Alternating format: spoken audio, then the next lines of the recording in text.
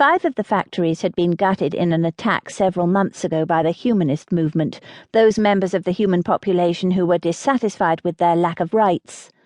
That left only a single factory in use by the edge of the Thames, its smokestack belching thick black smoke into the air. Work on the factories had resumed almost as soon as the fires went out. The sudden shortage of blood left the echelon bleating for more. And in response, the Prince Consort had decreed that rebuilding the factories was the first priority in restoring this section of London. Never mind the blackened and charred houses that had been caught in the blaze. The occupants there were only human and working class at that.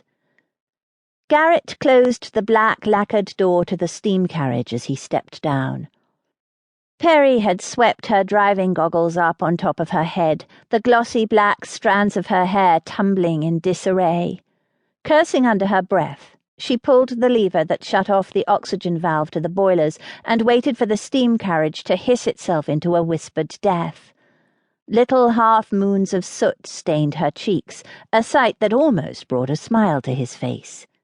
She didn't look at him. She hadn't in over a month, not directly.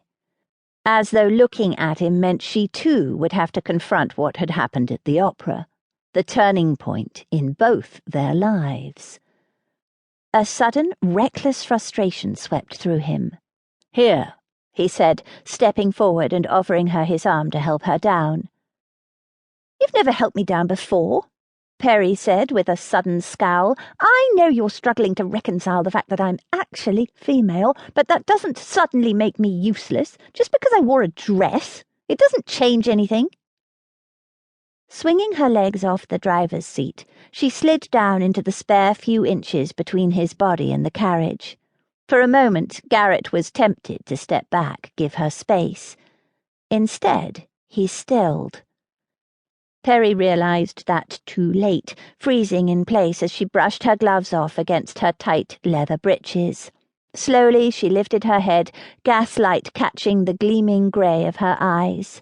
There was an inch between them at most, a single tantalizing inch that he was too aware of. "It's difficult to stop picturing you in that dress," he replied, forcing his voice to stay soft.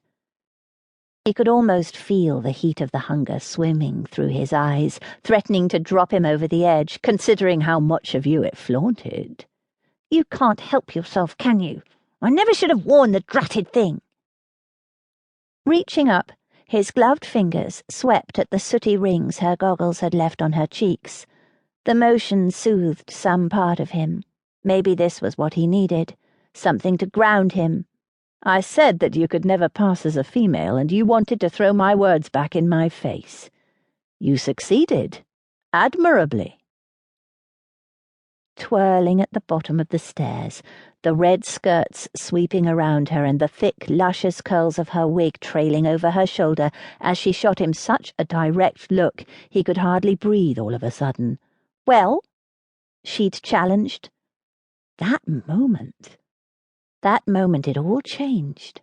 Like some enormous hand reached out and closed its fingers around his heart and lungs, squeezing, forcing the breath out of him.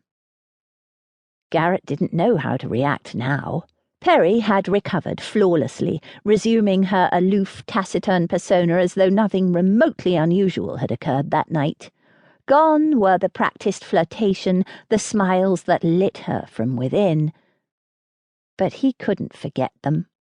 How did you forget something like that? Pretend it had never happened. Pretend that his eye wasn't drawn to her now in a way that was distinctly masculine and not at all friendlike. The problem was that now he knew a sensual woman existed beneath her logical, focused exterior. If she were any other woman, he would have pursued her relentlessly until he had what he wanted. But this was Perry, someone he admired, respected, someone he'd give his life for. To cross that line meant their entire friendship, which was evolving, admittedly, would change. And then? He didn't have a bloody clue what that would mean, but he knew it meant more than sex, more than friendship. Perry deserved nothing less.